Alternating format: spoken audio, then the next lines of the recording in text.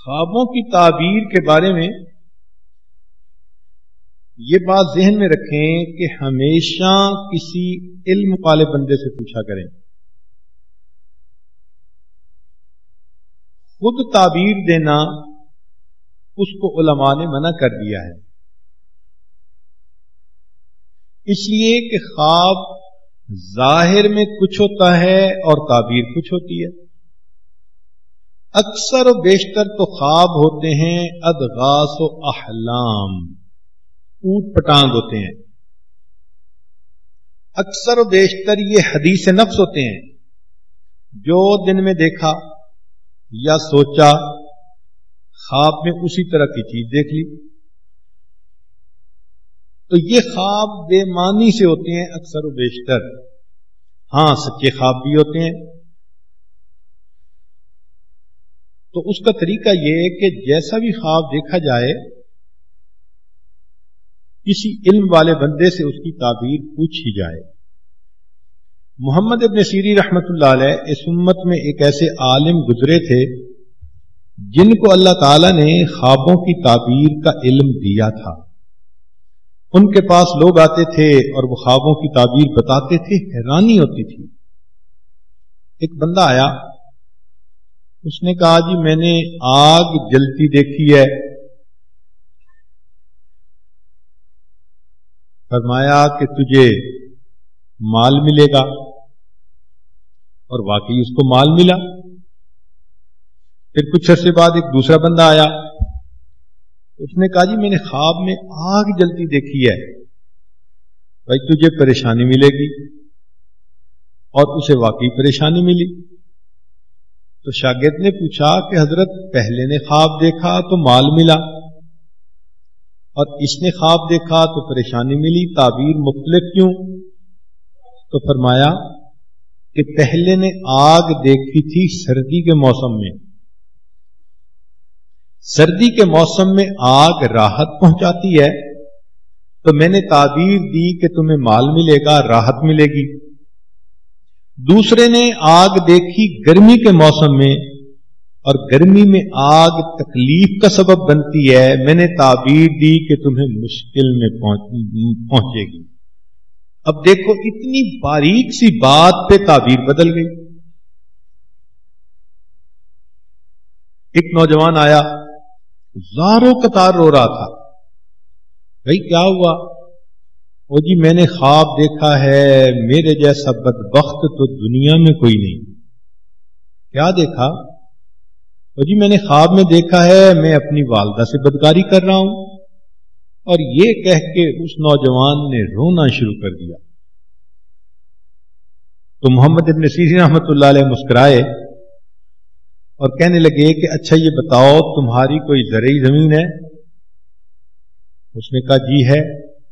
فرمان لگے خواب کی تعبیر یہ ہے کہ اس دفعہ تمہاری فصل بہت اچھی اور نفع بخش ہوگی. اور ایسا ہی ہوا. اس نے کہا حضرت خواب کچھ ہے تعبیر کچھ ہے. انہوں نے کہا نہیں، تعبیر یہی ہے کہ تم نے خواب میں دیکھا، ظاہر میں بدکاری کر رہے ہو، حقیقت میں تو تم لطف اندوز ہو رہے ہو. تو زمین بھی انسانوں کے لیے ماں کا رتبہ رکھتی ہے. ہم سب اسی سے تو کھاتے ہیں. بچہ ماں کے پستان سے روزی لیتا ہے اور انسان زمین سے روزی لیتا ہے. تو اس کی تعبیر یہ تھی کہ تمہاری زمین سے تمہیں کھیتی زیادہ ملے گی، تم لطف اٹھاؤ گے. اور یہی زبیدہ خاتون کے ساتھ معاملہ پیش آیا کہ خواب دیکھا کہ اپنے آپ کو دیکھا کہ میں بے لباس ہوں، اور انسان، حیوان، چرند پرند میرے ساتھ آ کر بدکاری کر رہے ہیں. تو وہ تو فرسٹ لیڈی تھی، بہت گھبرا گئی کہ کہیں کوئی مجھ سے ایسی غلطی نہ ہو کہ میری پبلک انسلٹ ہی نہ ہو جائے. اس نے اپنی ایک باندی کو بھیجا کہ جاؤ محمد ابن سیرین سے جا کے اس کی تعبیر پوچھو، مگر خواب اپنی طرف سے بتانا، میرا نام مت لینا.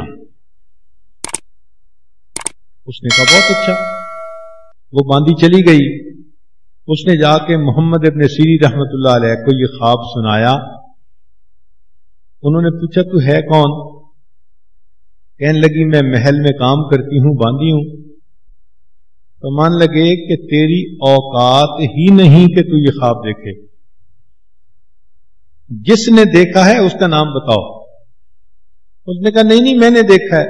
مان لگے نہیں، ممکن ہی نہیں، تو خواب دیکھ ہی نہیں سکتی. بڑا اس نے اپنی طرف سے کوشش کی مگر وہ نہ مانے. واپس آ کے اس نے زبیدہ کو بتایا کہ جی وہ تو کہتے ہیں تیرا پوٹینشل ہی نہیں، تیری اوقات ہی نہیں تو یہ خواب دیکھے.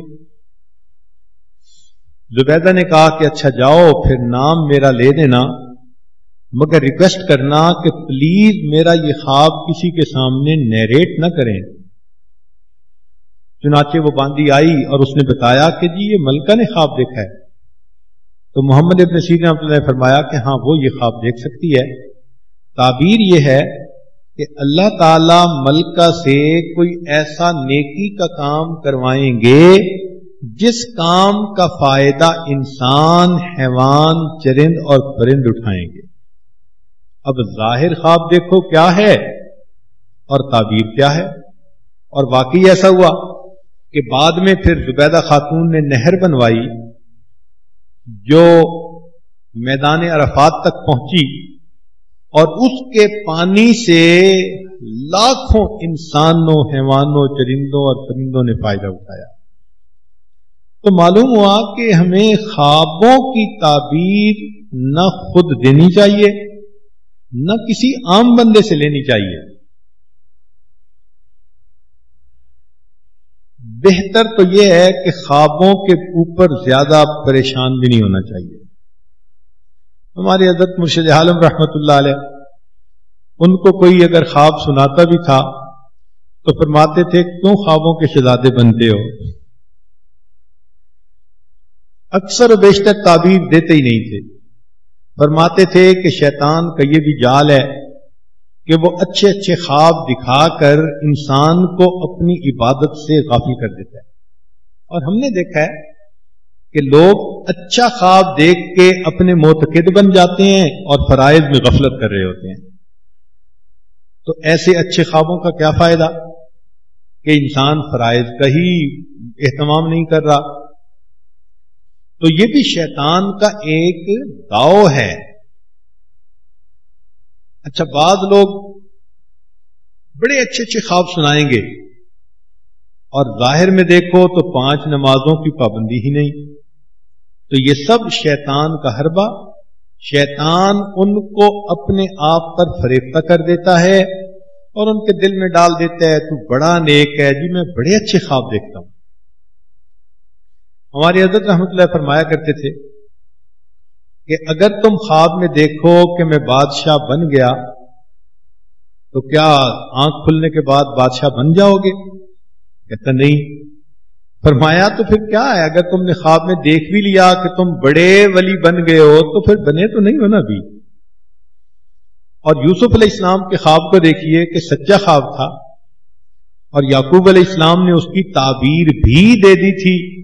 اس خواب کو پورا ہونے میں کہیں 30-40 سال لگ گئے. تو سچا خواب ایک اللہ کے برگزیدہ بندے دیکھتے ہیں، اللہ کے نبی تعبیر دیتے ہیں، اس کو پورا ہونے میں 20 سال سے اوپر لگ گئے.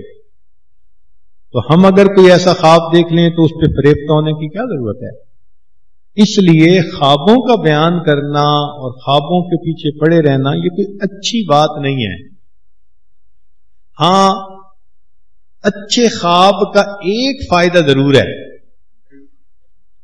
جو انسان خواب دیکھتے ہیں نا راتوں کو، بڑے اچھے اچھے خواب دیکھا، جنت دیکھی، یہ دیکھا، وہ دیکھا، تو بس ان اچھے خوابوں کا ایک فائدہ ضرور ہے کہ وہ برے نہیں ہوتے. اسی پہ خوش ہو جائے کہ الحمدللہ میں نے خواب دیکھا جو برا نہیں تھا. اس کے پیچھے کیا پڑھنے کی ضرورت ہے؟ باجید بستامی رحمۃ اللہ کا ایک مرید تھا، روز خواب میں جنت دیکھتا تھا. حضرت کو ملنے کے لیے آیا. انہوں نے فرمایا کہ بھائی سنے تم روز خواب میں جنت دیکھتے ہو. تو بڑے نخرے میں جی میرے اوپر اللہ کا بڑا کرم بڑا فضل پہچان گئے. فرمانے لگے کہ اچھا اب جب خواب میں جنت دیکھو تو لا حول پڑھ لینا. وہ چپ ہو گیا مگر دل میں سوچنے لگا کہ میرے پیر صاحب بھی میرے ساتھ جیلس ہو گئے ہیں. واپس اپنے گھر آیا. اب جب رات کو سویا تو پھر خواب میں جنت دیکھی. یہ شیخ کی توجہ تھی, یہ شیخ کا اخلاص تھا کہ خواب میں اسے یہ خیال آیا کہ مجھے تو حضرت نے لا حول پڑھنے کا حکم دیا تھا, جیسے ہی لا حول پڑھا وہ سارا نقشہ ہی ختم ہو گیا. پتہ چلا کہ پچھلے کئی سالوں سے شیطان خواب میں جنت کا نقشہ بنا کر اسے دکھاتا تھا اور اسے اس نے عجب کا مریض بنا دیا. تو بھئی جب ایسے خوابوں سے انسان کے اندر عجب آ جاتا ہے, خود پسندی آ جاتی ہے, تو یہ تو انسان کے لیے فتنہ ہے. پھر اس لیے خوابوں کے پیچھے زیادہ نہیں ہونا چاہیے, نہ بھاگنا چاہیے, نہ اس کی تعبیریں بار بار ہر خواب کی تعبیر کتابوں میں سے دیکھتی ہیں عورتیں. اتنا پیچھے نہیں پڑنا چاہیے. ہاں ایک بات کلیئر کرنے والی ہے. نبی علیہ الصلوۃ والسلام نے ارشاد فرمایا کہ جس نے مجھے خواب میں دیکھا اس نے مجھے ہی دیکھا, اس لیے کہ شیطان میری صورت کو اپنا نہیں سکتا. یہ نبی علیہ السلام کا فرمان 100% سچ ہماری سر آنکھوں پر. لیکن ایک بات سوچنے کی ہے کہ خواب میں آپ نے کسی چہرے کو دیکھا اور دل میں آیا کہ نبی علیہ السلام کو دیکھا, یہ کون فیصلہ کرے گا کہ واقعی وہ چہرہ کسی بزرگ کا تھا یا نبی علیہ الصلوۃ والسلام ہی کا تھا؟ امام ربانی مجدد ثانی رحمۃ اللہ نے مکتوبات میں یہ پوائنٹ لکھا ہے.